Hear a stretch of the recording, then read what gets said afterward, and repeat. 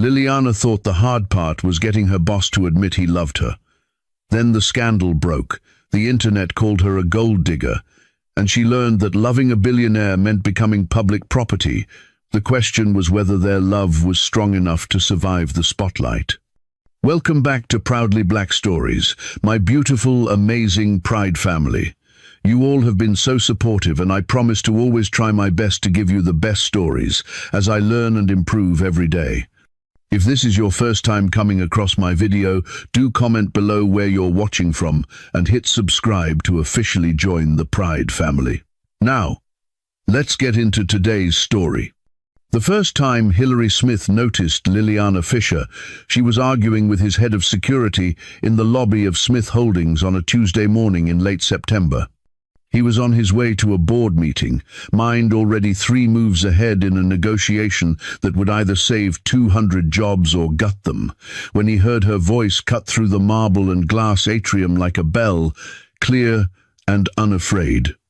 I understand you have protocols, but I'm telling you, I have an interview scheduled for 9 o'clock, and it's 8:57, so unless you want to explain to whoever hired me why I'm late, I suggest you make a call. Hillary paused, half hidden behind a column, watching. She was young, mid-20s maybe, in a navy suit that was trying very hard to look expensive, but wasn't quite succeeding. Her dark hair was pulled back in a bun that had already started to rebel, wisps curling at her temples. She held a worn leather portfolio against her chest like armor, chin lifted, spine straight. The security guard, Marcus, a former Marine who didn't rattle easily, looked genuinely flustered. Hillary stepped forward. "Marcus, is there a problem?" Both of them turned. The woman's eyes, dark brown and currently flashing with irritation, met his, and something uncomfortable twisted in his chest. He ignored it. Marcus straightened. "Mr. Smith, sir, this young woman says she has an interview, but she's not in the system." "Fisher," the woman said, looking directly at Hillary. "Liliana Fisher. 9 o'clock with," she glanced at her phone, "Jennifer Kowalski in Human Resources." Hillary pulled out his phone, scanned his calendar. Jennifer had forwarded him the interview schedule last week. He'd approved it without much attention. Executive assistant position, replacing the woman who'd left for Boston. There, Fisher, Liliana, 9 o'clock. He showed the screen to Marcus. "She's cleared. Send her up." Marcus nodded, apologetic. Liliana exhaled, some of the fight leaving her shoulders. She looked at Hillary. Really looked, and he watched the moment she registered who he was. Her eyes widened slightly, color creeping up her neck. "Thank you," she said, and her voice had changed, softened. He hated it. "Don't thank me," he said, already moving toward the elevator. "Just don't be late." He felt her watching him as he walked away. He didn't look back. 3 hours later, Jennifer knocked on his office door. Hillary was on his 4th coffee, reviewing contracts, when she entered. "The Fisher interview," Jennifer said, sitting without being asked, which was why he liked her. "She's good, incredibly good. Double major, communications and business, from Butler. Interned at Lilly, worked at a startup that folded, freelanced for a year. She's sharp, organized, and she doesn't take any nonsense." Hillary didn't look up. "Then hire her. There's a problem." Now he looked up. "What kind of problem?" "She's 24 and she's—" Jennifer paused, choosing words carefully. "Striking. You know how the board gets about optics." Hillary set down his pen. "Are you seriously telling me we can't hire a qualified candidate because she's young and attractive?" "I'm telling you I want to hire her, but I need you to be aware. Especially with Claudette's lawyers still circling." The mention of his ex-wife's name made his jaw tighten. The divorce had been finalized for 3 years, but Claudette treated it like an ongoing war she was determined to win. "Hire her," Hillary said flatly. "Anyone who has a problem with it can discuss it with me directly." Jennifer smiled. "That's what I hoped you'd say. She starts Monday." Hillary returned to his contracts, already forgetting the conversation. Or trying to. Liliana's first day began at 7:30 in the morning, which was 30 minutes before she was technically required to arrive, but she'd learned a long time ago that early was on time and on time was late. The office was already buzzing, a hive of ambitious people in expensive suits moving with purpose. She found her desk outside Hillary's office, a sleek modern workspace with 2 monitors and a phone system that looked like it could launch satellites. Jennifer appeared with coffee. He gets in at 8, leaves around 7, sometimes later. He takes his coffee black, no sugar, and he'll forget to eat lunch if you don't remind him. He's curt, but it's not personal. Don't take it personally. Liliana nodded, memorizing. What else? His daughter, Sloane, she's 16, she'll call sometimes. Always put her through. His ex-wife, Claudette, she'll also call. Use your judgment, but generally, make him unavailable. And Jennifer's expression turned serious. He's a good man, probably the best I've ever worked for. But he's been through a lot. He doesn't, she paused, he doesn't let people in. So don't expect warmth. Expect competence and respect, if you earn it. At 8:03, the elevator doors opened and Hillary Smith stepped out, flanked by 2 men in suits, all of them talking rapidly about stock positions and market volatility. He was taller than Liliana remembered, at least 6'2", in a charcoal suit that was definitely bespoke, hair dark with silver threading through it, cut precisely. He had the kind of face that would photograph well but looked better in motion, all sharp angles and intensity. He didn't glance at her as he passed. The 2 men peeled off, Hillary disappeared into his office, and 30 seconds later, the intercom on her desk buzzed. I need the Henderson files, the revised contract from legal, and whoever scheduled me for a lunch meeting today needs to unschedule it. I don't do lunch meetings. Liliana pressed the button. Good morning, Mr. Smith. The Henderson files are already on your desk, left side. Legal sent the contract an hour ago. It's in your email, flagged priority. And you scheduled the lunch meeting yourself 2 weeks ago with Senator Braun. It's regarding the infrastructure bill. Would you still like me to cancel? Silence. Then, no. Thank you. She smiled at her computer screen. Small victory. By the end of week 1, Liliana had reorganized his filing system, rescheduled 3 conflicts Jennifer had missed, and solved a catering crisis for a board dinner by personally driving to Café Patachu and charming the manager into a same-day order. Hillary hadn't said much beyond directives and the occasional fine or good, but she'd caught him watching her twice, expression unreadable. It was Friday evening, nearly 8, and the office had emptied hours ago. Liliana was finishing expense reports when Hillary emerged from his office, jacket off, tie loosened, sleeves rolled to his elbows. She'd never seen him even slightly disheveled. It was, she realized with some alarm, extremely attractive. You're still here, he said, and it wasn't quite a question. Almost done, she replied, not looking away from her screen, even though she could feel his presence like heat. It's late. He crossed to her desk, and she could smell his cologne now, something clean and expensive with cedar undertones. Liliana. She looked up. He was standing close enough that she had to tilt her head back to meet his eyes, and those eyes were tired, she realized, shadows underneath them. You don't have to prove anything, he said quietly. Jennifer gave you a good recommendation. You're doing excellent work. Go home. It was the most words he'd strung together to her all week, and the gentleness in them caught her off guard. Are you going home? She asked. His mouth twitched, almost a smile. No. Then respectfully, sir, neither am I. You have the Wexler presentation Monday, and half the graphics are wrong. I'd like to fix them. He studied her, something shifting in his expression. It's Hillary, not sir. And the graphics are wrong. How? She turned her monitor so he could see. The market projection data, it's displaying last quarter's numbers, not this quarter's. And the font. She hesitated. What about the font? It's, she searched for diplomatic phrasing, not ideal for readability. You think my presentations have bad fonts? I think whoever designed this template in 2008 didn't anticipate modern display resolutions. Now he did smile, just barely, a ghost of amusement. Fix it. I'll order dinner. Do you eat Thai? She blinked. Yes? Good. There's a place on Mass Ave that delivers. Spring rolls? Please. He pulled out his phone, placed an order from memory, then did something that surprised her. He dragged a chair from a nearby desk and sat down next to her. Show me what you're thinking.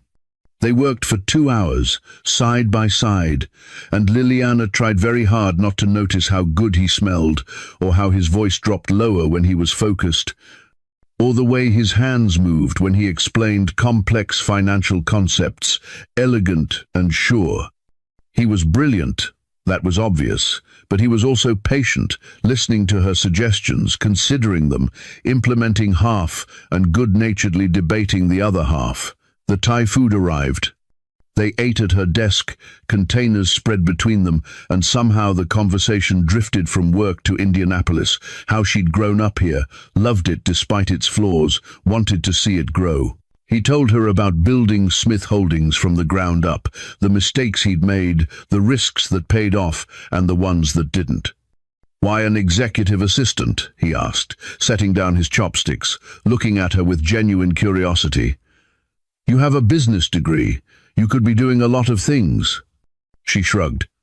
Well, one doesn't just get up one morning and start up a business without financial backing. Plus, I wanted to learn a few things from someone who... She paused, suddenly self-conscious. What? Nothing really, though. I mean, I just wanted to experience what the business world feels like, the ups and downs, before getting into any.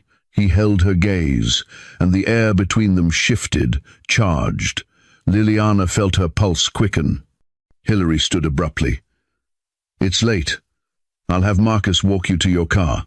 The moment broke. She nodded, gathering her things, confused by the sudden distance. Liliana, he said as she reached for her coat. She turned.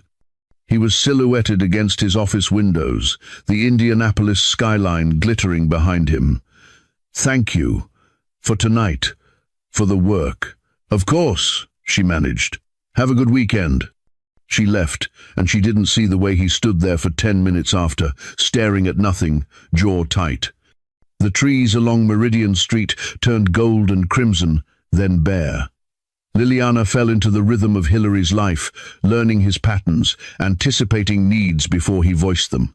She learned he was left-handed, that he tapped his pen 3 times against his desk when he was thinking, that he took calls from his daughter, no matter what meeting he was in, that he had a scar on his right hand he never explained.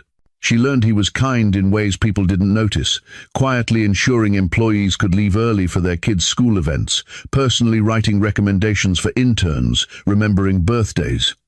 The cold, ruthless businessman reputation was, she realized, armor. Underneath, he was just someone who cared too much and had been hurt for it. She also learned she was in trouble. It started small. The way her heart jumped when he said her name, the way she found excuses to stay late, hoping he'd emerge from his office and they'd talk like they had that first Friday, the way she dreamed about his hands, his voice, the ghost of his smile. It was a problem. A significant problem. The first crack in his armor came on a Wednesday in mid-November. Liliana was confirming his schedule when her phone rang, an unknown number. She almost didn't answer. Hello? Is this Liliana Fisher? A woman's voice, smooth and cold.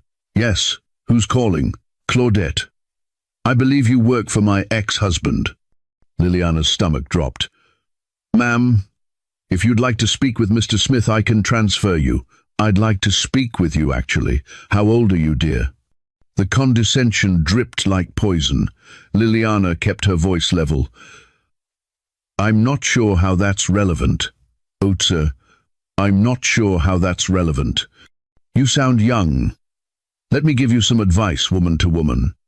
Hilary is very good at making people feel special, particularly young, attractive women. But he's not a good man no matter what he's told you. He's cold, selfish, and he destroys everything he touches. Just ask his daughter. I think you should speak with Mr. Smith directly about whatever concerns you have. Oh, I will. I just wanted you to know what you're walking into. When he discards you, and he will, don't say you weren't warned." The line went dead. Liliana sat there, shaking with anger, with something else she couldn't name. Hillary's door opened. "Liliana, did Senator Braun's office call back about—" He stopped, seeing her face. "What happened?" "Nothing," she said too quickly. He closed the distance between them in 3 strides. "That's not nothing. You're upset. It's personal. I shouldn't. I'm going to stand right here until you decide to talk." His voice was quiet, but there was steel underneath. She hesitated, then, "Your ex-wife," she called me. Every line of his body went rigid. "What did she say?" "It doesn't matter." "Liliana." He crouched beside her chair, so they were eye level, and the gentleness in the gesture made her throat tight. "What did she say?" "That you're not a good man, that you'll hurt me, that I should." She stopped. His jaw clenched. "I'm sorry. She had no right to contact you. I'll handle it." "Is it true?" The question escaped before she could stop it. "Are you—" She fumbled for words. "Do you do this a lot? With assistance?" He looked like she'd struck him. "Of course not." He ran a hand through his hair, frustration evident. "I've had 4 executive assistants in 20 years. One is now my CFO, one retired, one moved to Boston for her husband's job, and now you. There's no pattern of—" He stopped, seeming to realize something. "Why would you even—" He stood abruptly, putting distance between them. "She's trying to get in your head. Don't let her. Why does she hate you so much?" The question hung there. Hillary walked to the windows, hands in his pockets, shoulders tight. "Because I stopped loving her," he said finally, not turning around. "Or maybe because I never did. Not the way she wanted. Our marriage was—" He paused, searching for words. "A merger. 2 powerful families, good optics, mutual benefit. We were friends, or I thought we were. Then Sloane came. And for a while, that was enough. But Claudette wanted something I couldn't give her. Passion. Romance. The kind of love that consumes people." He turned, met Liliana's eyes. "I'm not built for that." She resented it, resented me. By the time we divorced, we were strangers who shared a daughter and a lawyer. Liliana's heart ached. "You love Sloane, more than anything. Then you're built for love. You just haven't found the right person to give it to." The words escaped before she could call them back. Hillary stared at her, something raw and unguarded flickering across his face. The air between them crackled. "Liliana," he said, and her name sounded different in his mouth, rougher. "You should go home. It's 2 in the afternoon. I know. Go anyway. Take the rest of the day. I need—" He stopped. "Just go." She gathered her things, hurt and confused, and she didn't see the way he gripped the edge of his desk after she left, knuckles white, breathing like he'd run a mile. That night, at 11, her phone buzzed. A text from an unknown number. "This is Hillary. I'm sorry about today. You didn't deserve that. Also, I don't actually have your number in my personal phone, just your work extension, which feels like an oversight. If you're not comfortable with me having it, I understand. I can forget it." She stared at the message. He'd clearly gotten her number from HR. The fact that he was asking permission after the fact was oddly endearing. She saved his contact, typed back, "It's fine. Are you okay?" 3 dots appeared, disappeared, appeared again. "No. But that's not your problem to solve. What if I want it to be?" This time the pause was longer. "You shouldn't. Good thing I'm bad at doing what I should." "Liliana." "Hillary, this is a bad idea." "What is?" "Whatever this is." Her heart hammered. "I'm not sure what you mean." "Yes, you are." She stared at her phone, pulse racing. He was right. She knew exactly what he meant. The tension that had been building for weeks, the way they orbited each other, careful not to touch, terrified of what would happen if they did. "So what do we do?" she typed. "We don't. We keep this professional. We maintain boundaries. We pretend we don't feel it." The dots appeared and disappeared 3 times. Then, yes. She should have agreed. Should have been relieved. Instead, she felt hollow. Okay. Good night, Hillary. Good night. She didn't sleep. She doubted he did either. The next 2 weeks were exquisite torture. They were unfailingly polite, scrupulously professional. He didn't stay late. She didn't linger. They didn't text. But the tension coiled tighter. A spring wound too far, waiting to snap. Then Sloane showed up. It was a Thursday afternoon, and Liliana was alone in the office, everyone else at an off-site meeting. She was fielding calls when the elevator opened and a teenage girl stepped out, tall and lanky, with Hillary's dark hair and sharp cheekbones, wearing ripped jeans and a leather jacket. "You must be Liliana," the girl said, dropping into a chair across from Liliana's desk. "I'm Sloane. Dad around? He's at a meeting downtown, back in an hour. Does he know you're coming?" "Nope." Wanted to surprise him. Sloane studied her with unsettling directness. "You're younger than the last one." Sloane grinned. "So, what's the deal with you and Dad?" Liliana's face went hot. "There's no deal. I'm his assistant." "Uh-huh, and I'm the Queen of England. Nice to meet you, peasant." "Sloane, relax. I'm messing with you, but for real. He talks about you, like, a lot. Liliana organized this. Liliana solved that. Liliana suggested this approach. It's very," she waved her hand, telling, "he appreciates competent work." "Sure. That's why he smiles at his phone now. Definitely work-related." Liliana's heart stumbled. "He doesn't." "He does. Look, I'm going to be straight with you because I like your vibe. My dad is," Sloane chose words carefully, "locked down. Has been since the divorce, maybe before. My mum really did a number on him, but lately he's been different, lighter. And the only thing that's changed is you. So, whatever you're doing, keep doing it." "I'm not doing anything." "Okay, miss." Before Liliana could respond, the elevator dinged. Hillary stepped out, saw his daughter, and his entire face transformed. The guarded businessman vanished, replaced by something open and warm. "Sloane, sweetheart, what are you doing here?" Sloane launched herself at him. He caught her easily, hugging her tight, and Liliana's chest constricted at the sight. This was Hillary, undefended, unafraid. This was love. "Mom's being psycho about college applications," Sloane said into his shoulder. "Needed a break. Can I stay at yours this weekend?" "Always. You know that." He pulled back, hands on her shoulders. "You okay?" "Better now." Sloane glanced at Liliana, smirked. "Your assistant is pretty. You didn't mention that." Hillary's expression shuttered immediately. "Sloane, what?" "She is. I'm just observing." Liliana stood. I'll give you privacy." "Stay," Hillary said too quickly. Then more measured, "You don't have to leave. Sloane, this is Liliana Fisher. Liliana, my daughter, who has no filter." "Genetic trait," Sloane said cheerfully, extending a hand. "Nice to officially meet you." Liliana shook it, charmed despite herself. "You too." "So, Liliana," Sloane said, settling into a chair, clearly planning to stay, "tell me everything. How do you deal with my dad's control freak tendencies? I make very detailed spreadsheets." Sloane laughed. Hillary's mouth twitched.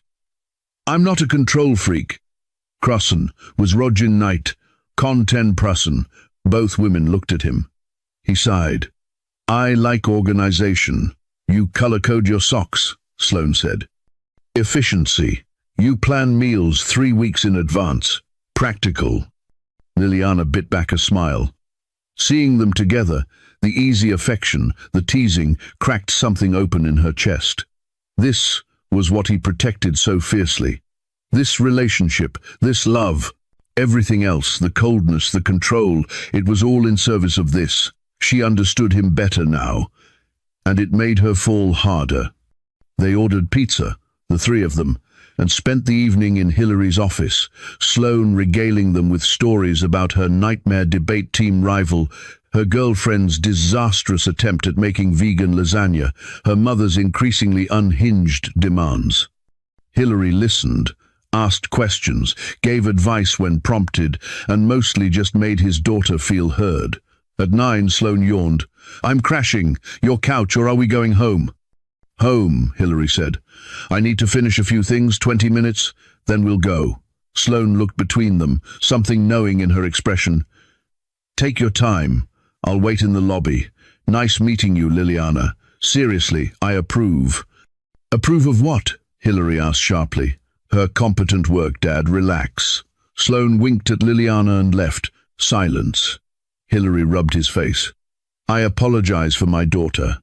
No, I like her. She's wonderful. Of course you'd say that." "Honestly, Hillary, I love me some father-daughter relationship. It's so cute to see." He looked at Liliana then, and the weight of his attention made her breath catch. "What did she say to you?" "Before I arrived, that you seem happier lately." "I am." The admission seemed to surprise him. "I don't know why." "Liar," Liliana thought. "You know exactly why, but she didn't say it. Instead, you should go. She needs you." "I know." He didn't move. "Liliana." "Just go, Hillary," she said softly. "Don't say whatever you're about to say. Not tonight." He swallowed hard, nodded, grabbed his coat and briefcase, paused at the door. "For what it's worth," he said, not looking at her. "I'm not good at this. Feeling—" He stopped. "Good night." He left. Liliana stood in his empty office, surrounded by the faint scent of his cologne, and pressed her hand to her chest, where her heart was trying to break through. December arrived with snow and office holiday parties. The firm's annual gala was scheduled for the 15th, a black tie event at the Indianapolis Museum of Art. Jennifer mentioned it casually one Monday morning. "You're expected to attend," she told Liliana. "All senior staff and their assistants. Open bar, decent food, forced mingling. Wear something nice." Liliana panicked. She didn't own anything gala-appropriate. Her nicest dress was a knee-length black number she'd worn to a cousin's wedding. Jennifer, sensing distress, took her shopping, insisting she expense half of it as a professional development cost. They found a dress at a boutique in Broad Ripple, midnight blue silk that draped like water, elegant and simple, with a back that dipped lower than Liliana usually wore. Jennifer whistled. "He's going to swallow his tongue. That's not why I'm buying it." "Sure, honey. Keep telling yourself that." The night of the gala, Liliana almost called in sick.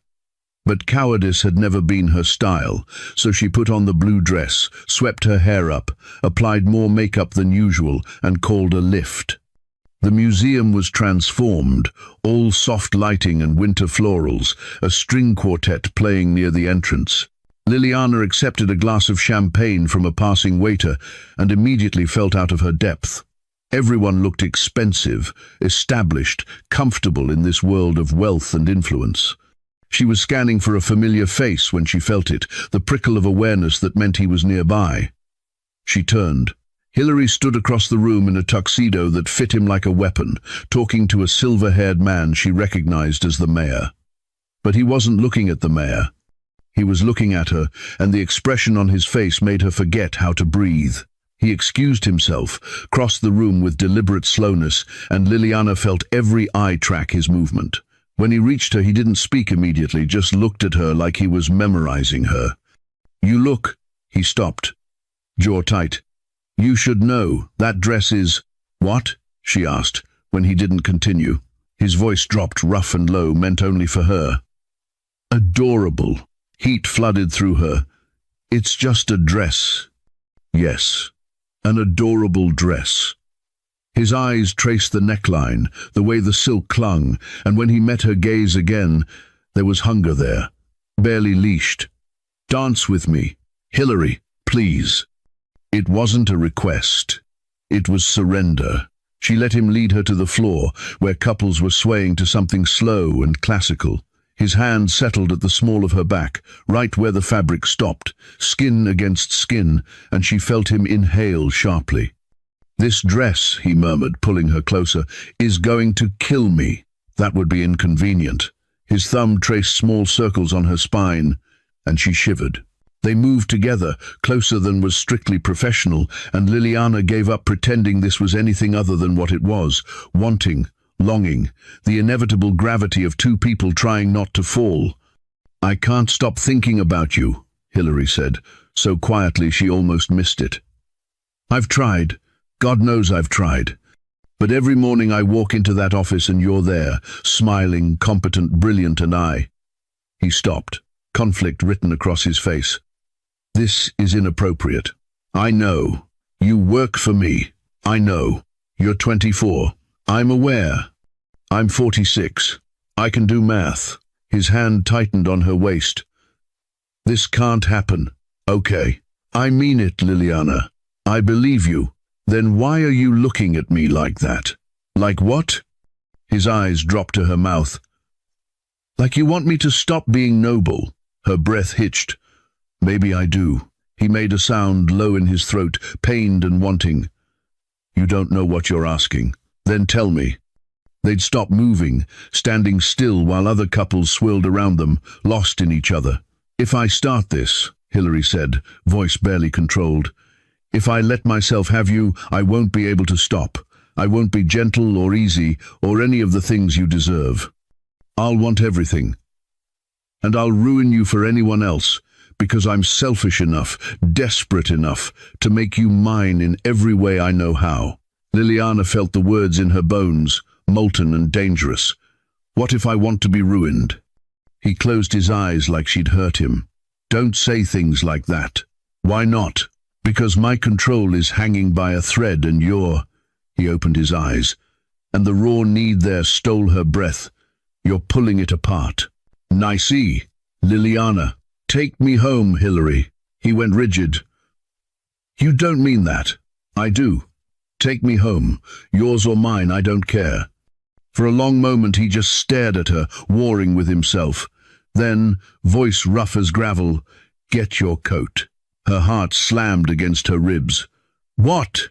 "Get your coat," he repeated, already stepping back, hand falling away from her waist like it burned. "I'm taking you home. To your apartment. Alone. Because if I don't leave right now, I'm going to do something we'll both regret in a room full of people who already watch me too closely." Disappointment and relief warred in her chest. "Hilary, please," he said, and the desperation in it stopped her. "Please let me do the right thing. While I still can." She wanted to argue, wanted to push, but the look on his face, torn and aching, made her relent. "Okay." They collected their coats in silence. He insisted on driving her himself, despite her protests, and the car ride was thick with tension. She watched the city lights blur past, hyper-aware of him beside her, the way his hands gripped the steering wheel, the muscle jumping in his jaw. When they pulled up to her building, he put the car in park but didn't turn it off. "I'll wait until you're inside." Liliana unbuckled her seatbelt, turned to face him. "Are we going to talk about what just happened?" "No." "Hilary, if I talk about it, if I think about it—" He stopped, eyes straight ahead. "I'll change my mind. I'll follow you upstairs. And we both know how that ends." "Would that be so terrible?" He finally looked at her, and the longing in his face was almost painful. "Yes. Because you deserve someone who can offer you a future. Not a man with an ex-wife who will destroy you for sport, and a life so complicated you'll drown in it. You deserve simple, easy, uncomplicated." "What if I don't want simple?" His hand reached out, seemingly without his permission, and cupped her face with devastating gentleness. "What if I can't give you anything else?" "What?" She leaned into his touch. "You're already giving me more than you know." He stroked her cheekbone with his thumb, studying her like she was something precious and fragile. He admitted quietly, I haven't been scared in 20 years, but you terrify me. Why? Because you make me want things I gave up on, and I don't know if I'm strong enough to survive losing you when you realize what a mistake this is. It's not a mistake. You can't know that. Neither can you. They sat there, his hand on her face, her hand covering his, the engine running, both of them afraid to move. I should go, Liliana whispered, not moving. Yes, Hilary agreed, not pulling away. Neither of them moved for another 30 seconds. Then, with visible effort, he dropped his hand. Good night, Liliana. She grabbed her clutch, opened the door, paused. For the record, I think you're wrong, about all of it. She walked to her building, felt his eyes on her the whole way. When she reached the door, she looked back. He was still there, watching, hands gripping the steering wheel like it was the only thing keeping him in place. She went inside. He didn't drive away for another 5 minutes. The week before Christmas, Jennifer dropped a folder on Liliana's desk. Chicago conference, 20th through the 22nd. Hilary's giving the keynote, meeting with investors. I usually go, but my daughter's flying in from Seattle. Can you handle it? Liliana's pulse jumped. Of course. Separate hotel rooms, same floor. Don't let him skip meals or sleep less than 4 hours. He gets intense at these things. Understood. Jennifer paused, gave her a long look. Be careful. Of what? You know what. The 20th arrived cold and clear. They took a private car to the airport, a chartered flight to O'Hare, another car to the Peninsula Hotel. Liliana had been on business trips before, but never like this. Never staying somewhere so expensive the lobby made her want to whisper. Their rooms were across the hall from each other, suites with lake views and marble bathrooms. Hilary knocked on her door an hour after check-in. Dinner with the board at 7, he said, leaning in her doorway, tie already loosened.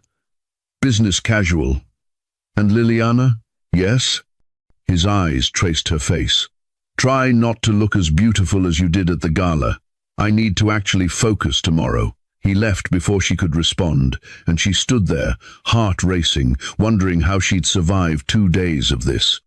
Dinner was at some restaurant with a Michelin star and portions the size of Liliana's palm. She sat beside Hilary, acutely aware of every accidental brush of their arms, every time his hand came close to hers on the table. He was in his element here, commanding and brilliant, and watching him work was intoxicating. Afterward, walking back to the hotel through Chicago's glittering December streets, he asked, "Want to walk a bit? I'm not tired yet." They wandered down Michigan Avenue, past decorated windows and late-night shoppers, and it felt dangerously like a date. Hilary pointed out buildings he admired, told her stories about deals made and lost in this city, and Liliana memorized the sound of his voice, the way his breath clouded in the cold. They stopped in front of a massive Christmas tree in Millennium Park, lights reflecting off the bean, and Hilary turned to her. "Can I ask you something?" "Of course." "Why me?"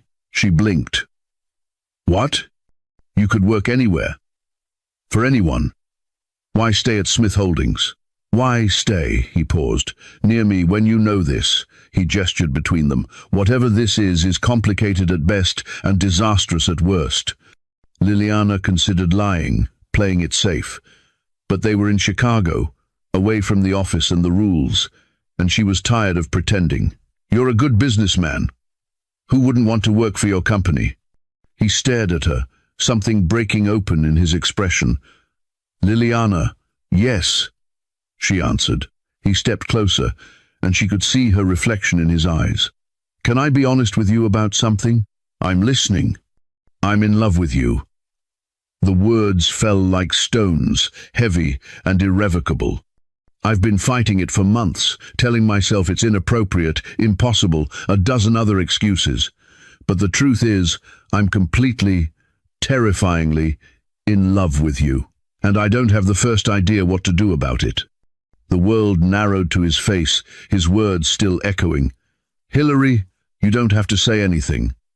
I just needed you to know. Before I lose my nerve. Before I talk myself out of..." She kissed him, rose on her toes, grabbed his coat, and kissed him with everything she'd been holding back for months. He froze for half a second, shocked, then made a sound somewhere between a groan and surrender, and kissed her back. His hands came up to frame her face, angling her how he wanted, and he kissed her like a man starving, like she was oxygen, and he'd been drowning. When they finally broke apart, both breathing hard, he pressed his forehead to hers. "We shouldn't," he started. "If you say we shouldn't do this, I'm going to scream." A breathless laugh escaped him. "I was going to say we shouldn't be doing this in public where anyone could see." "Oh." His thumb traced her lower lip, eyes dark. "My room or yours?" Her stomach flipped. "Yours is probably nicer. I don't care about nice. I care about you, in a bed, letting me show you exactly how long I've wanted this." Heat pooled low in her belly. "Then yours. Now." They walked back to the hotel, moving too fast to be casual, took the elevator in charged silence, and the second his door closed behind them, he had her pressed against it, mouth on hers, hands in her hair. He kissed her, slower, thorough and claiming. His hands slid down her sides, learning her shape, and when she arched into him, he groaned. "You have no idea how many times I've imagined this," he said roughly, kissing down her neck. "How many nights I've laid awake thinking about touching you, tasting you, making you say my name." She shivered. "Show me." He walked her backward to the bed, never breaking contact, and laid her down with a gentleness that contradicted the hunger in his eyes. He shrugged off his jacket, loosened his tie, and Liliana watched, mesmerized. "You're staring," he said, mouth quirking. "You're worth staring at." He climbed over her, caging her in, and the weight of him, the heat, made her dizzy. "I need you to understand something," he said, voice low and serious. "This isn't casual for me. This isn't just physical. If we do this, you're mine. Completely. And I don't share." Possessiveness should have annoyed her. Instead, it sent a thrill down her spine. He kissed her hard, demanding, hands mapping her body like he was memorizing it. When he slipped the straps of her dress down, exposing her, he stopped, just looking. "Perfect," he murmured. "You're perfect." He kissed his way down her body, worshipful and thorough, and when he settled between her thighs, she gasped. "Hillary." "Say my name like that again," he commanded, voice rough. "I want to hear it while I make you fall apart." He did, twice, before she pulled him up, desperate to feel all of him. He shed the rest of his clothes, and she took a moment to appreciate the lean strength of him before he settled over her again. "Last chance," he said, even as his body betrayed how much he wanted this. "We can stop. If you stop now, I'll never forgive you." He smiled, genuine and bright, and it transformed his face. "Then hold on to me." He entered her slowly, giving her time to adjust, and the intimacy of it, the way he watched her face, murmuring praise and promises, made her chest ache. When he was fully inside, he stilled. "Okay?" he asked, and she loved him for checking. More than okay. He started to move, setting a rhythm that built slowly, perfectly, and Liliana wrapped herself around him, holding on like he'd asked. The tension coiled tighter, and when she shattered, his name a prayer on her lips, he followed moments later, face buried in her neck, her name breaking from him like a confession. After tangled together, he traced idle patterns on her shoulder. "I meant what I said earlier," he murmured. "I love you." Liliana turned to face him, saw the vulnerability there. "I love you too. I have for a while now." He kissed her forehead, soft and reverent. "What are we going to do?" "Figure it out. Together. It's going to be complicated. I know. Claudette will make our lives hell. Let her try." He smiled against her hair. "You're fearless. Only when it comes to you." They fell asleep like that, wrapped around each other, and for the first time in years, Hillary slept through the night, without waking, without nightmares, held by someone who loved him despite everything. The morning after should have been perfect. Liliana woke wrapped in Egyptian cotton sheets that probably cost more than her rent. Hillary's arm heavy across her waist, winter sunlight streaming through floor-to-ceiling windows. She turned in his arms, found him already awake, watching her with an expression she couldn't quite read.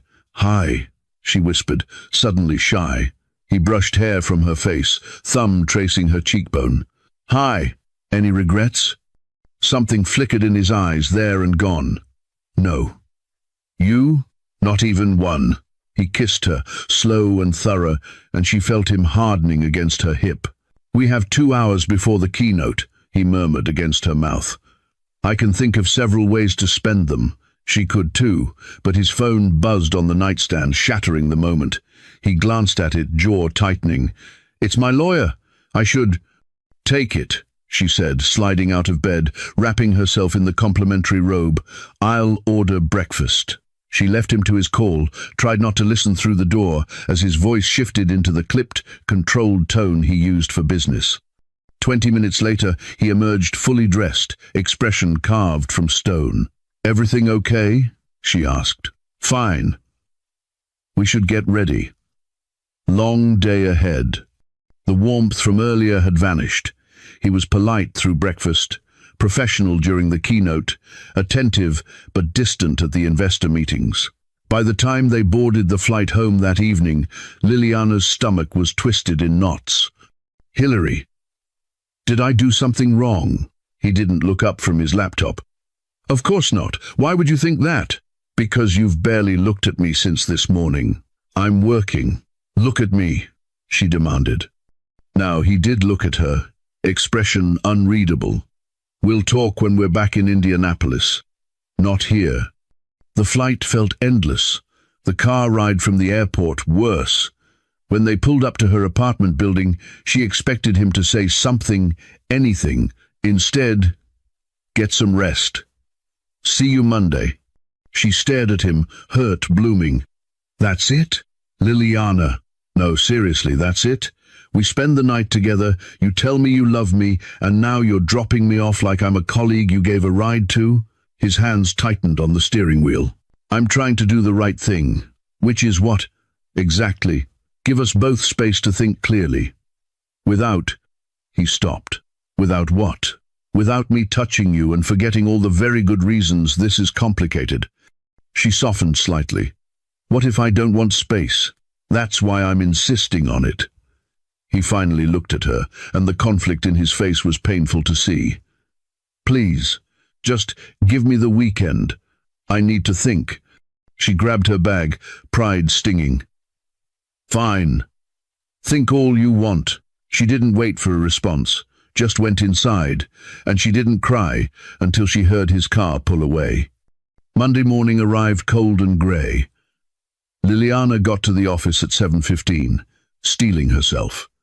Hillary arrived at 8 exactly, nodded at her in passing, and disappeared into his office. No smile, no warmth, nothing. By Tuesday, she was ready to scream. He was unfailingly polite, utterly professional, and completely unreachable. No lingering glances, no private moments. Every interaction was brief, transactional, bloodless. It was like Chicago never happened. Wednesday, she tried to catch him between meetings. He claimed he had a call. Thursday, she brought him coffee the way he liked it. He thanked her without looking up. Friday evening, after everyone else had left, she'd had enough. She walked into his office without knocking, closed the door behind her. "We're going to talk about what happened." Hillary didn't look away from his computer screen. "There's nothing to talk about." "Like hell there isn't." "Liliana, no. You don't get to shut me out. Not after everything." He finally met her eyes, and his expression was so carefully blank it hurt. "It was a mistake. We got caught up in the moment.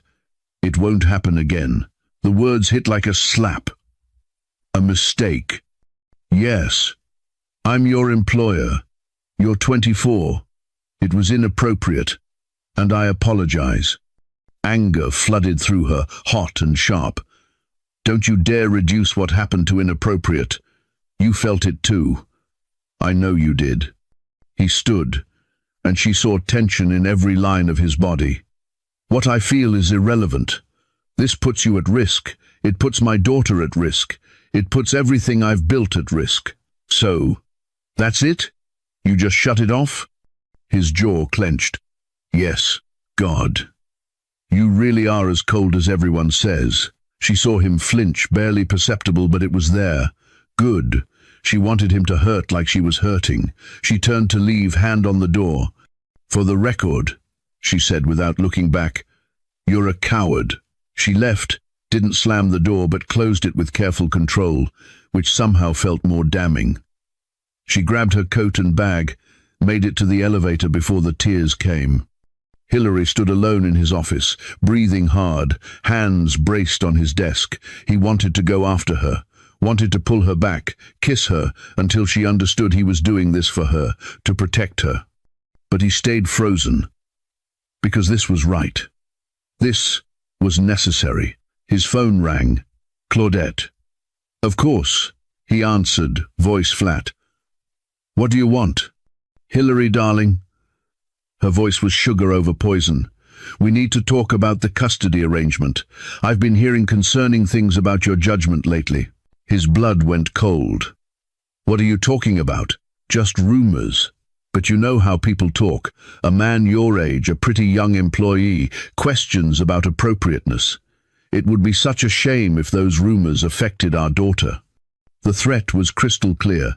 Stay away from my staff, Claudette. I'm just looking out for Sloane's best interests, as any good mother would. Think about it, darling. Think very carefully about your choices. She hung up. Hillary stared at his phone, then with a roar of frustration swept everything off his desk. Papers scattered, his coffee mug shattered, and still the rage didn't subside. He'd done the right thing, pushing Liliana away. So why did it feel like he'd just destroyed the best thing in his life? That night, alone in his penthouse, Hillary poured 3 fingers of bourbon he didn't drink. He stood at the windows overlooking the city, ice melting in the glass, and tried to convince himself this was for the best. He was protecting her from the nightmare of his life, the vindictive ex-wife, the public scrutiny, the inevitable heartbreak when she realized he was too damaged to give her what she deserved. But every fiber of his being screamed to go to her, to apologize, to admit he was terrified because he'd fallen in love with her, and he didn't know how to do that without destroying everything. He looked at the bourbon, set it down untouched, picked up his phone, put it down, picked it up again. At 1:45 in the morning, he gave up fighting. He grabbed his coat and keys and drove through rain that had started falling like the sky was grieving with him. Liliana's apartment was dark when he arrived. He sat in his car for 10 minutes, arguing with himself, before finally getting out. He was soaked by the time he reached her door. He knocked before he could change his mind. She opened it in an oversized t-shirt and sleep shorts, eyes red-rimmed, shocked. Hillary? What? It wasn't a mistake. The words came out raw, desperate. She stared at him. Then why? Because I'm terrified. Because my ex-wife will use you against me. Because you deserve someone who isn't this broken. Because I'm falling for you, and I don't know how to do that without ruining your life. Her expression crumpled. She stepped aside. Come inside. You're soaking wet. He followed her in, dripping on her hardwood floor, feeling like an idiot and unable to care. She grabbed a towel, handed it to him. He took it, but didn't use it, just stood there staring at her. I tried to stay away, he said quietly. I lasted 3 days. That's how weak you make me. You're not weak. I am when it comes to you, completely powerless. He ran the towel through his hair absently. Claudette called me. Right after you left. She knows something happened between us, I don't know how, and she's threatening to use it in a custody battle. She'll drag you through the mud, call you every terrible name, make your life hell. And his voice broke, I can't watch that happen. I can't be the reason you get destroyed. Liliana crossed to him, took the towel from his hands, set it aside. That's my choice to make, not yours. You don't understand what she's capable of. Then tell me. Stop trying to protect me and just talk to me." So he did. They sat on her worn couch, him still damp from the rain, her tucked against his side, and he told her everything. About his marriage to Claudette, how it had been cold and transactional from the start, an arrangement between families more than a love match. How Claudette resented him for having primary custody, for being the parent Sloane preferred, for moving on with his life while she stayed bitter. How his daughter was the only purely good thing he'd ever made, and he'd burn the world down before he let anyone take her from him. "I've spent 20 years building walls," he said, voice rough with exhaustion, keeping people at a distance. Being exactly what everyone expects, controlled, strategic, unfeeling. And then you walked in, and you just... He stopped, searching for words. "What?" "You walked through every wall like they were made of paper. You made me laugh, made me want to be better, made me feel things I'd convinced myself I was incapable of feeling." He turned to look at her. "You made me human again, and it scares the hell out of me." Liliana took his hand, laced their fingers together. "I'm scared too, but I'd rather be scared with you than safe without you. You say that now. But when the scandal hits, when your name is dragged through the press, when people call you a gold digger and worse, let them. I know the truth. You know the truth. That's all that matters." He pulled her closer, buried his face in her hair, breathing her in. "I don't know how to be what you need. Maybe I just need you to stop running." They stayed like that, tangled together on her couch, and at some point, exhaustion claimed them both. Hilary woke hours later, disoriented, to find early morning light filtering through her windows and Liliana asleep against his chest, her hand fisted in his shirt like she was afraid he'd disappear. He pressed a kiss to her forehead, careful not to wake her, and let himself have this moment, this peace, this feeling of home he hadn't known in decades. When she stirred awake, she smiled at him, sleepy and soft. "You stayed. I stayed." She stretched, cat-like, and the movement made her shirt ride up, exposing skin. Hilary's hands found her waist, seemingly of their own accord. "I should go," he murmured, even as he pulled her onto his lap. "Let you get ready for..." He paused, remembering. "It's Saturday." "It is." Her fingers threaded through his hair. "No work, no obligations, just us." His hands slid up her back, learning the curve of her spine.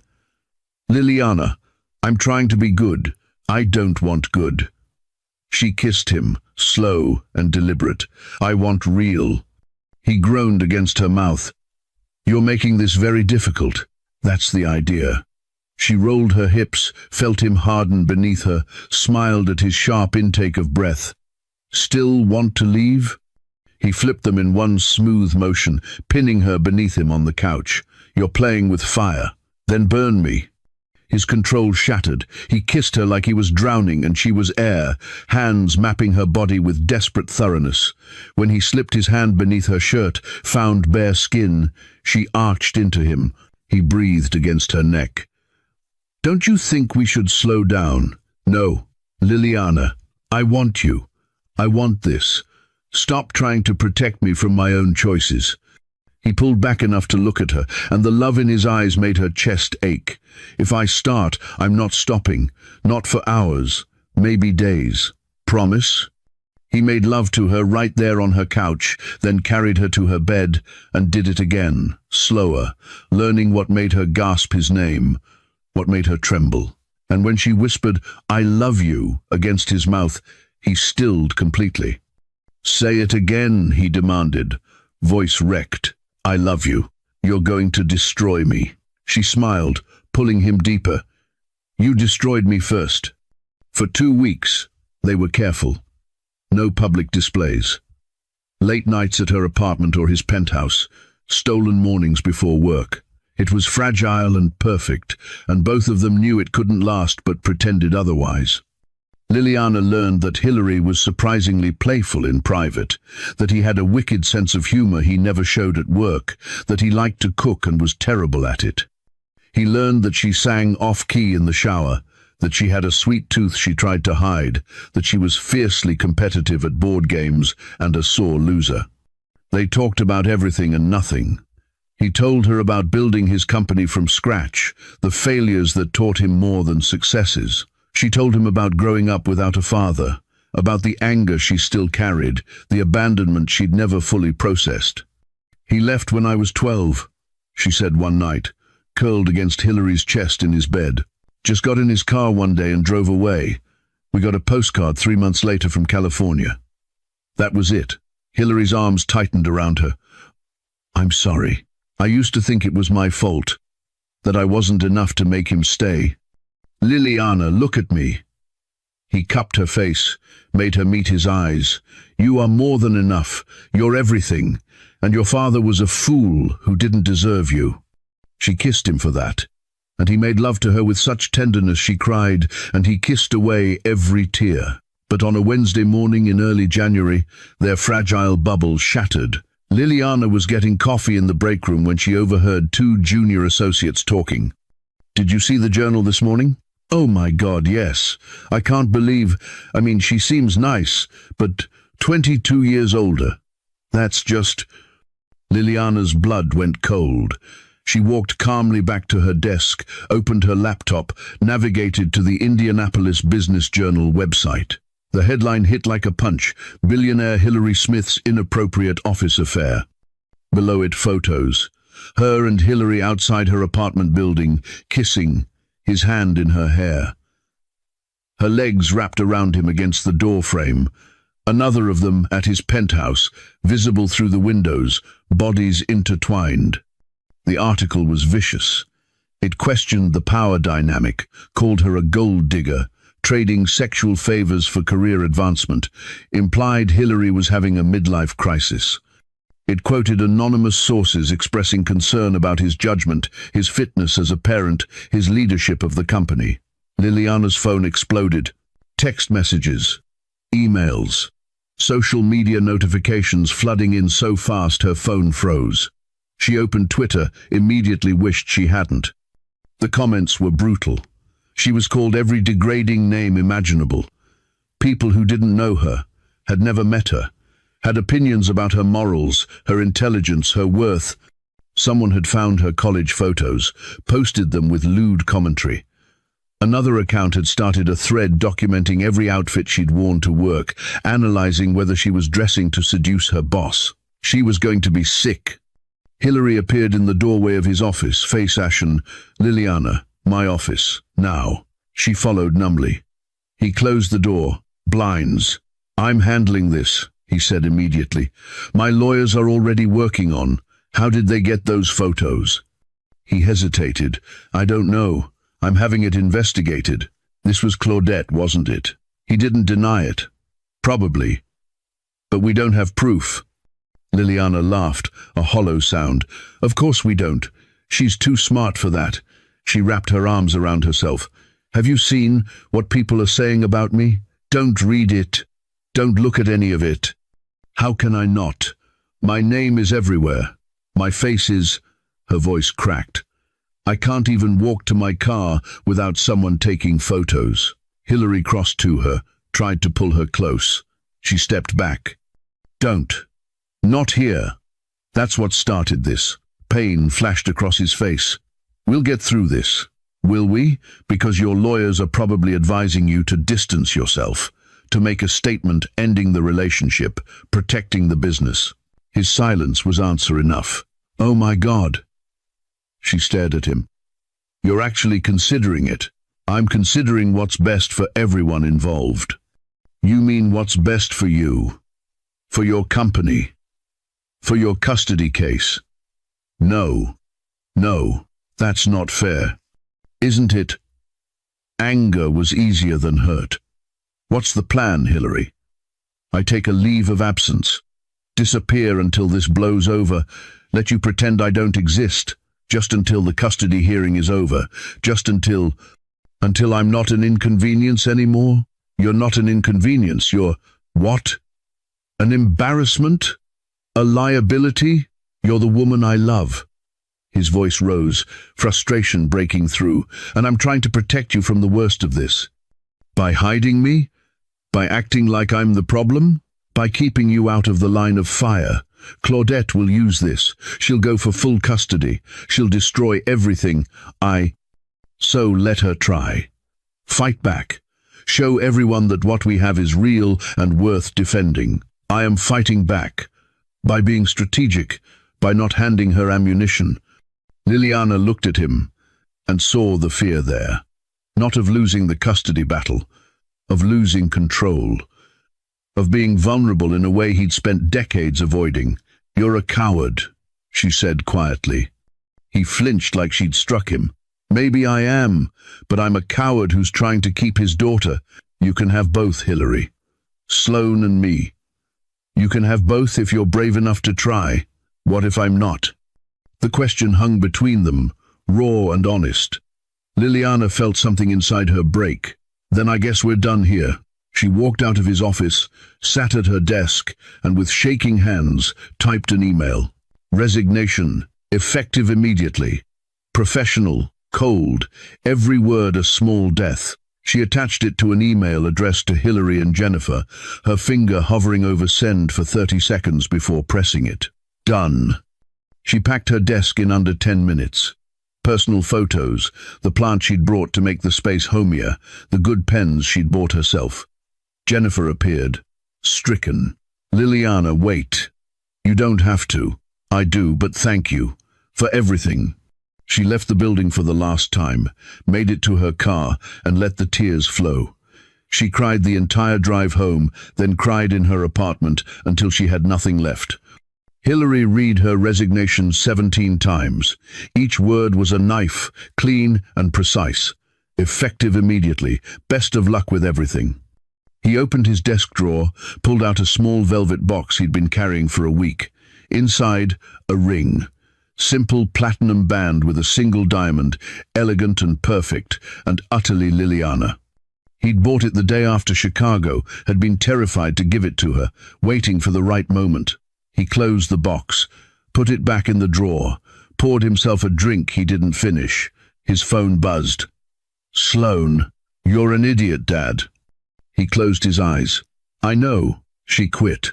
I saw it online. People are celebrating like they won something. Aren't you going to fight for her? It's more complicated than that." "It's really not. You love her. She loves you. Mum is being psychotic as usual. The solution is telling Mum to shove it and keeping the girl. But you're too scared, so you're doing the stupid thing instead. Sloane, I'm embarrassed for you, honestly. I thought you were braver than this." She hung up. Hillary stared at his phone, his daughter's words echoing. He'd raised a woman who didn't back down from fights, who stood up for what she believed in. When had he stopped doing the same? 2 weeks, dragged by like years. Liliana moved in with her friend Maya, took a job at a small non-profit working with underserved communities. The pay was terrible, the office was cramped, but no one there cared about her personal life. She was just Liliana, not the woman from the photos, the scandal, the headlines. She told herself she was fine, told Maya she was moving on. But at night, alone, she ached for him, for his voice, his hands, the way he made her feel seen and valued and loved. Maya dragged her to a charity gala on a Saturday night, insisting she needed to get out, be around people. Liliana agreed only because Maya wouldn't stop pestering, and because the non-profit she worked for was catering the event. She'd be invisible in her black server's uniform, pouring wine and clearing plates. The gala was at the Indianapolis Museum of Art, the same venue where she'd worn the blue dress and danced with Hillary and felt her entire world shift. She tried not to think about it as she carried a tray of champagne through the crowd. Then she saw him. Hillary stood across the room in a tuxedo, surrounded by people, looking absolutely miserable. His face was drawn, shadows under his eyes, and he looked like he'd lost weight. He looked like she felt. Their eyes met. The room fell away. Everything, the music, the chatter, the people, vanished until it was just him, looking at her like she was water, and he was dying of thirst. He started moving toward her. Liliana panicked, turned, and fled down a back hallway. She heard footsteps behind her. "Liliana, wait." She spun around. Don't do this." He stopped a few feet away, hands raised like she was a frightened animal. "I need to talk to you. You had 2 weeks to talk. You chose silence. I was wrong. I've been wrong about everything." She laughed bitterly. "Do you have any idea what these weeks have been like? Being called a whore online, losing my job, watching you pretend I didn't exist while the entire city tore me apart?" Pain flooded his face. "I know. I'm sorry. I'm so sorry isn't enough." He stepped closer, desperate now. "Then tell me what is. Tell me how to fix this." "You can't. You made your choice." "My choice was you. It's always been you. I was just too terrified to see it. Another step. I love you. I'm in love with you. And I don't know how to do this, how to be what you need, but I'm willing to learn. I'll do anything. Just please, don't give up on me." His voice broke on the last word. Liliana felt her resolve cracking, felt all the anger and hurt warring with the love that had never actually faded. "You broke me," she whispered. "I know, and I'll spend the rest of my life putting you back together if you let me." She closed the distance, grabbed his lapels, and kissed him. Angry and desperate and forgiving all at once, pouring 2 weeks of agony into it. He kissed back like he was starving, hands framing her face, a sound escaping him that was half groan, half relief. When they broke apart, both breathing hard, her cheeks were wet. "If you hurt me again," she started. "I won't. I swear." He pressed his forehead to hers. "I promise. I'll try every single day not to. I promise I'll fight for you instead of pushing you away. I promise that you're the most important thing in my world, and I was a fool to forget it." She pulled back enough to see his face. "What about Claudette? The custody hearing?" "Let her come. I'm done being afraid of her. I'm done choosing safety over happiness." His thumb traced her cheekbone. "I'm choosing you, always you. The board can accept it or find a new CEO. I don't care anymore. Hillary, I haven't touched another woman since you," he said roughly, backing her against the wall.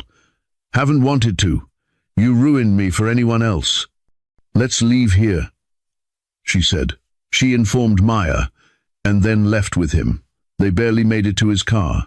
He kissed her against the passenger door, hand sliding up her thigh under her skirt, restraint gone. "I've missed you," he breathed against her mouth. Every minute, every second. The drive to his penthouse was a blur.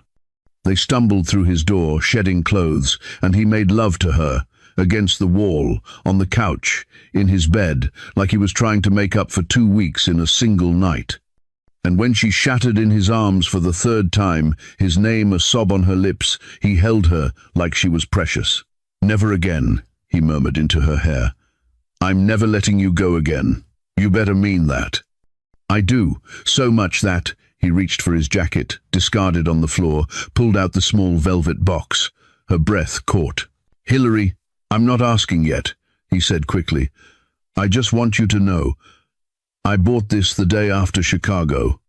I've been carrying it ever since, too scared to give it to you, and then I was too stupid, and I want you to see it. To know I was serious. That I am serious." He opened the box. The ring caught the light, simple and perfect. Liliana's eyes filled with tears. "It's beautiful. It's yours, when you're ready. No pressure. No expectations. Just whenever you're ready." She kissed him, soft and slow. "Ask me tomorrow." He smiled against her mouth. "Yeah? Yeah." They fell asleep tangled together, and neither noticed the car idling across the street, or the man inside photographing them through the penthouse windows, or the email being sent to Claudette Smith with the subject line, "More ammunition." 1 week later, Hillary sat in a conference room at the Marion County Courthouse, flanked by his lawyers, while Claudette's legal team systematically tried to destroy him. "Mr. Smith, Is it true that you engaged in a sexual relationship with an employee more than 20 years your junior? Hillary's lawyer objected. The judge overruled. Hillary met his ex-wife's attorney's eyes steadily. Yes. And is it true that this relationship caused a public scandal that reflected poorly on your company and, by extension, your judgment? The relationship didn't cause the scandal. The invasion of our privacy did. But you acknowledge the relationship was inappropriate given the power dynamic. No. I acknowledge that two consenting adults fell in love. There was no coercion, no abuse of power. Liliana Fisher is brilliant and capable, and she chose to be with me of her own free will. Claudette's lawyer smiled like a shark. Yet, she resigned shortly after the affair became public. Doesn't that suggest she felt pressured? It suggests I was an idiot who pushed away the best thing in my life because I was afraid. But I'm not afraid anymore. Beeless. The lawyer moved on, bringing up his work hours, his travel schedule, painting a picture of an absent father. Hillary's lawyer countered with testimony from Sloane's teachers, her friends' parents, all describing Hillary as devoted and present. Then they called Sloane to the stand. She walked in wearing a navy dress Hillary had never seen, hair pulled back, looking older than her 16 years.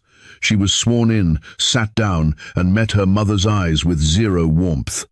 Sloane, Claudette's lawyer began gently, do you feel safe with your father, given his recent behavior? Sloane looked at the judge. Can I just say what I want to say instead of answering loaded questions? The judge's mouth twitched. Go ahead, Miss Smith. Okay, so my dad isn't perfect. He works too much sometimes. He's weird about organization, and he can't cook worth a damn. But he's there. Every school event, every debate tournament, every 3 a.m. panic attack about college applications. He listens.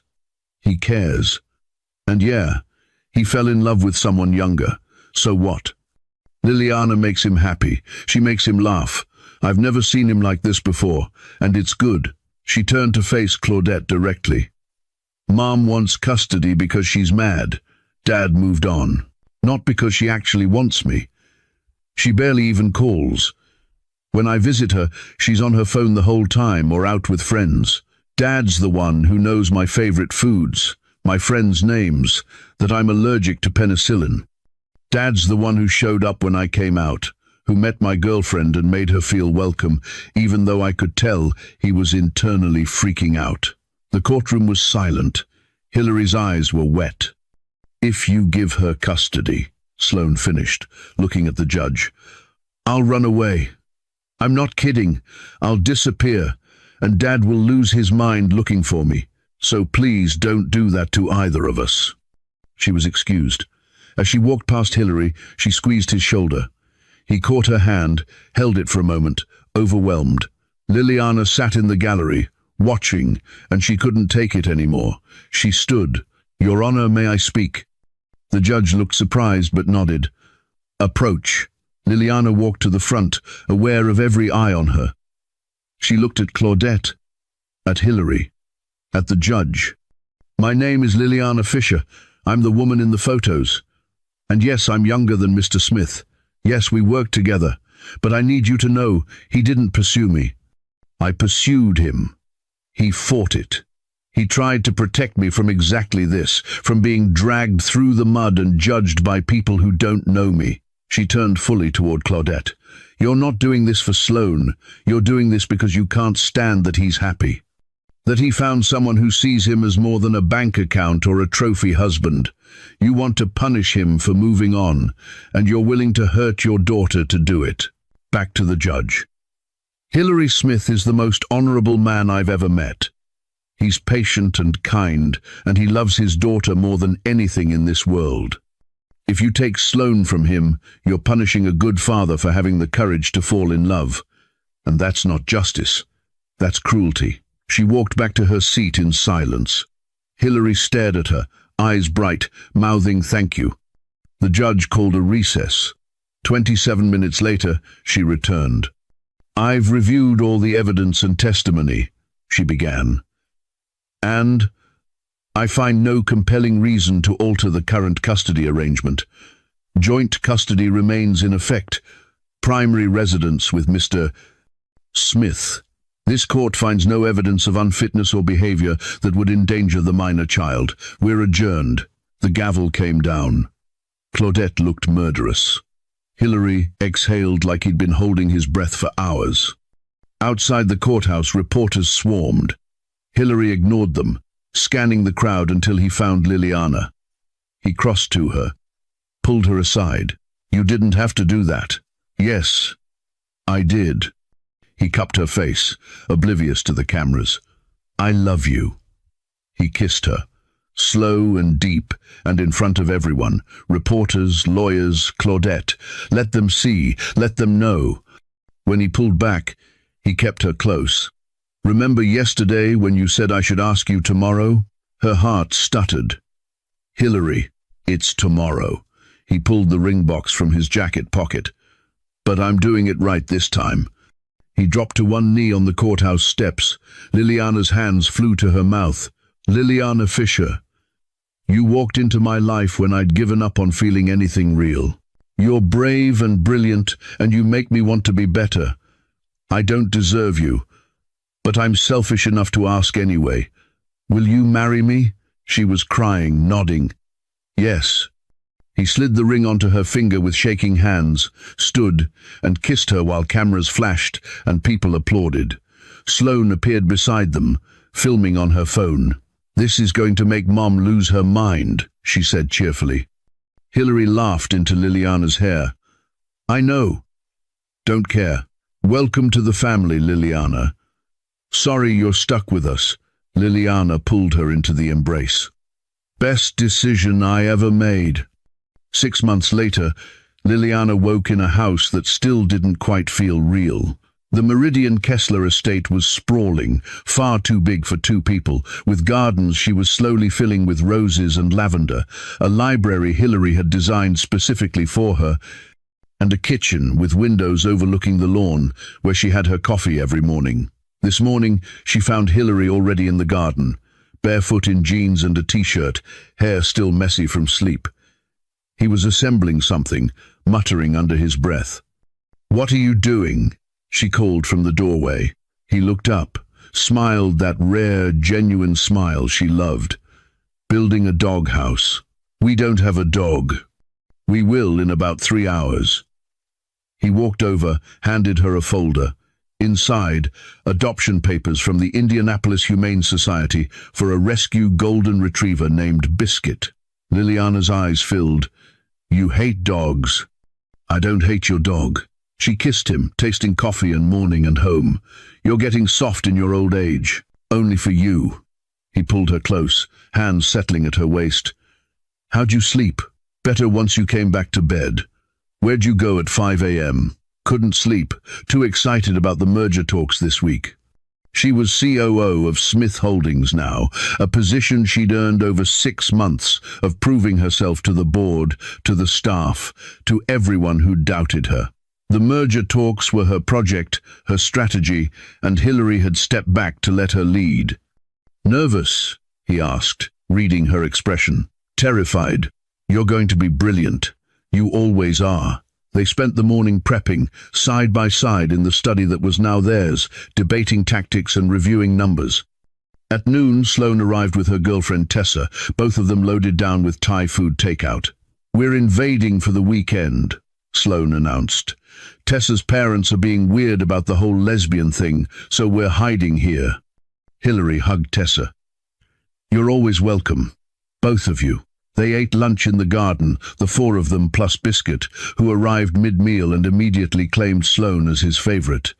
Hilary watched his daughter laugh, watched Liliana tease her about spoiling the dog, watched this family they'd built from broken pieces, and felt something settle in his chest.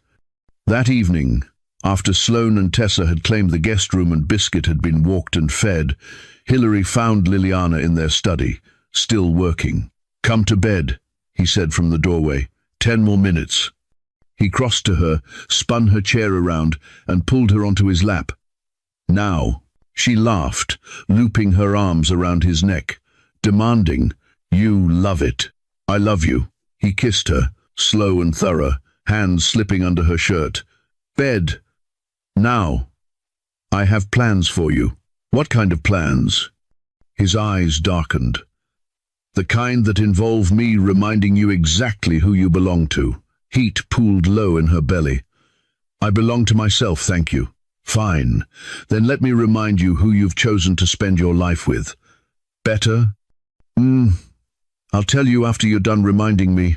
He stood, lifting her with him, and carried her toward the stairs. Halfway up, she whispered, "We have guests, who are 17 and deeply uninterested in what we're doing. Still." Liliana. He set her down in their bedroom, closed and locked the door. "I've been thinking about this all day. Thinking about you. So, unless you're actually saying no, I'm not saying no." He smiled, predatory and loving all at once. Good.